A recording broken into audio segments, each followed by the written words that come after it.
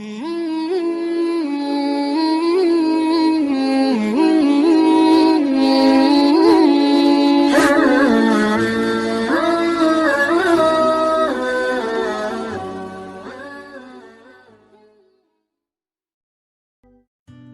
ini sekarang lebih ke motivasi nih tadi. Gimana cara memotivasi diri atau ngelawan rasa malas ketika lagi nge-mall, terus waktu sholat jadi suka males nyari musola atau diantar-antar, atau lagi rapat, aduh kagok nih jadi nunda-nunda sholat. Ini gimana cara memotivasi dirinya? Almar'u ala dini khalilih. Seseorang itu, kata Nabi, tergantung atau sangat dipengaruhi oleh siapa yang jadi temannya.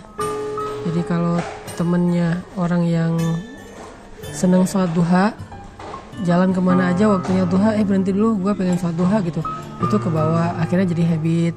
Kalau temennya seneng tilawah, kayak aku jalan sama Buni ya, Buni itu kalau jalan di pesawat atau dimana tuh dia tilawah terus, dan itu jadi bikin aku kayak ngerasa malu gitu kan. Oh, kok dia aja tilawah, kok saya yang katanya ustadz kok malah tidur di pesawat gitu kan. Akhirnya ya tidur. Minimal muncul rasa malu dulu, terus besok-besok kayak diperbaiki pelan-pelan gitu.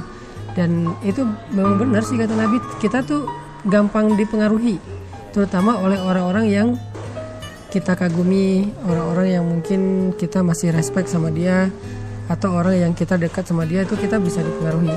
Kayak selera makan aja bisa dipengaruhi loh. Dulu pas aku awal-awal ke Bandung, aku nggak suka makan makanan yang ada lalap-lalapnya kayak sayur-sayuran gitu, karena orang Aceh kan makannya santan, daging gitu kan. Makan sayur mentah tuh jarang. Nah, karena di sini teman-teman rata-rata makannya kayak gitu, terus keluarga juga makannya kayak gitu, akhirnya jadi biasa aja dan bisa menikmati. Terus dulu mungkin senangnya yang santan-santan, sekarang malah nggak senang lagi yang santan-santan. Dulu senangnya yang aromanya rempah, sekarang malah kayak gitu-gitu udah jadi aduh enak ya gitu.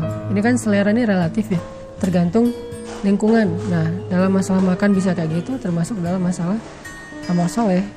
Jadi sederhana banget, cari sebanyak mungkin teman geng yang dia punya satu amal soleh yang kita nggak punya. Jangan cari orang yang soleh dalam segala hal, itu susah. Dia hafiz, dia ulama, dia mujahid, dia orang yang dermawan, dia apa. Susah nyari yang kayak gitu. Karena yang kayak gitu tuh terkumpul hanya di sosok Rasulullah, sisanya di split ya, di share ke banyak orang. Ya mungkin ada yang ahli tahajud di antara kita, teman-teman geng kita, ada yang orangnya santun, itu aja yang kelebihan dia. Dia mungkin bukan ahli ibadah, walaupun gak bikin dosa, tapi dia orangnya santun gitu. Dia bukan ahli ibadah, tapi dia orangnya care, orangnya gampang tersentuh. Dia bukan ahli ibadah, tapi dia pola hidupnya sehat. Dia mungkin ahli ibadahnya bukan sholat malam, tapi cuma sekedar sholat duha. Dia tuh zikirnya bukan tilawah yang banyak berjus-jus, tapi dia kayak tangannya gini-gini terus, zikir terus. Nah, orang-orang kayak gini kalau banyak yang jadi geng kita sedikit demi sedikit akan terpengaruhi oleh pola hidup mereka, dan itu akan membentuk habit. Kalau udah jadi habit kan ya nggak jadi paksaan lagi ya, dan nggak perlu diniatin serius-serius amat. Gua mau sholat duha, nggak perlu, udah habit aja. Asal waktu jam segitu duha, udah jadi lancar, santai gitu. Sama kayak teman kita yang seneng baca, kita jadi ikut. Yang seneng nonton apa, kita jadi ke bawah. Ya kayak aku berteman sama Enong, dulu kan aku nggak kenal skateboard, tapi karena Enong seneng main skate, akhirnya aku jadi bukan terpaksa main skate, jadi ikut seneng gitu, kayak oh seru juga ya gitu. Tapi kalau aku kenal sama siapa lagi kayak gitu, seneng nongkrong ya nongkrong. Jadi almar'u ala dini khalilih, itu benar banget, Nabi nggak mungkin salah. Seseorang itu dipengaruhi oleh siapa yang jadi temannya. Jadi kalau mau nge-mall, usahakanlah ada 1-2 orang yang biasa ngejaga sholat. Bisa kayak gitu ya. Makanya kita kalau sama teman-teman yang soleh itu, kalau perlu kita yang jaga dia untuk tetap jadi teman kita. Jangan gampang ilfil, jangan gampang bete. Mungkin dia nggak seru kayak yang lain, tapi dia yang jaga kita tentang urusan agama kita. Jadi jangan berharap dia bikin kita happy, fun, seru, kayak renyah gitu, kita udah punya banyak stok geng yang kayak gitu. Sekarang kita butuh seseorang yang bisa jaga kita, yang dia berteman dengan kita mungkin nggak bisa bikin kita happy, tapi bisa bikin kita aman. Aku nggak bilang selamat ya, minimal aman lah, nggak sampai macam-macam gitu. Terus tetap sesuai dengan koridor. Dia yang jagain kita.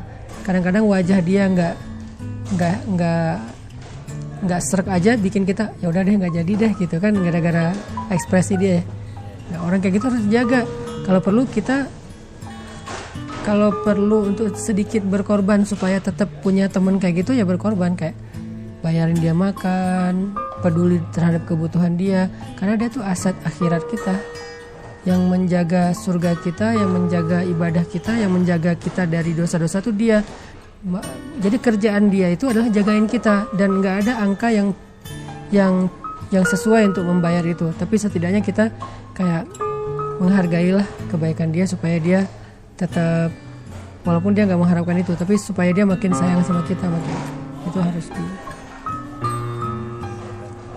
mencari teman yang soleh dan menjaganya dengan cara apapun.